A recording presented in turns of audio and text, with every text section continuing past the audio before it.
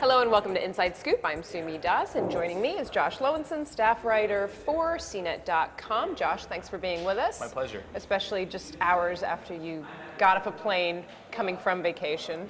True. How better to start your week back than to talk about Apple and these new rumors about the iPhone 5S and iPhone 5S going into production in early 2013, which really isn't that far away. Didn't we just hear about the iPhone 5 and wasn't it just released? That's the crazy thing. I mean, the iPhone 5 just came out in September. I mean, it's not even out in some countries. They're still planning launches for the next few months. Yeah, people are still lining up for these things. Well, not lining up, but you have to line up online, basically. It's a couple weeks to get one. Right. But keep in mind that this is a device that actually got finished up last year.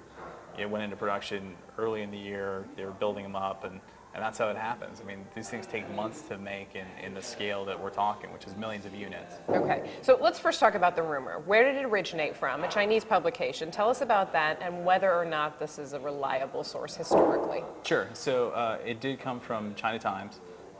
And they were actually, the interesting thing about this is that sometimes they've been wrong about things, but they nailed this rumor about the iPhone 5 going to early production last year. Okay. And so the timetables, if you go back, it really does kind of work out.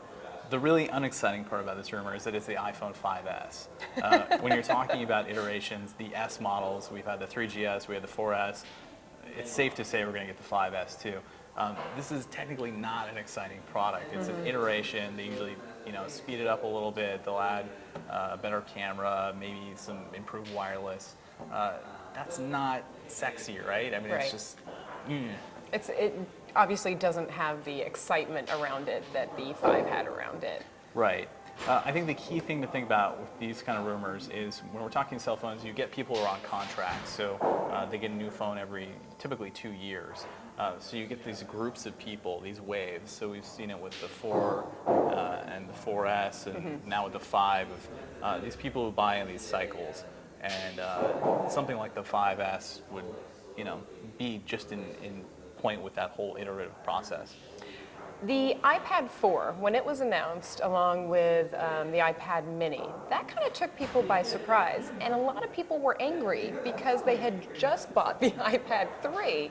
So what does this do to customers? I mean, what kind of message is Apple sending? I mean, if I'm thinking about buying a phone and there's a new one every 6 months, I feel like I'm never going to buy a phone because I'm always going to feel like I'm going to get the phone and then within a matter of months, it's already going to be out of date. Sure, and this is really something that people on Android are used to. I mean, you have a new flagship phone every couple months, and at some points, it was almost every couple weeks you got this new benchmark device that was just the latest and greatest of everything Android.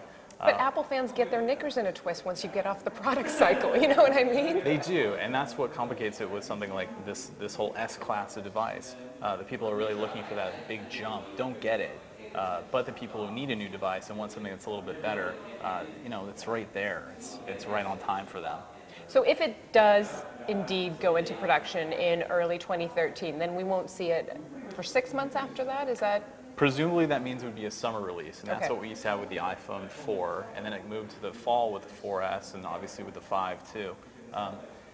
The big potential thing that I see with this rumor actually being true is that Apple really needs something that changes up when they're releasing their products. They really pushed everything towards the end of the year, and that Right. complicates it for financials. When you're comparing quarter over quarter, and you don't have that growth to compare it to, they might change it up just to make those numbers look better and really catch some of those people who are on that older cycle and really get the people who want to buy the phones for summer and have enough for the holidays.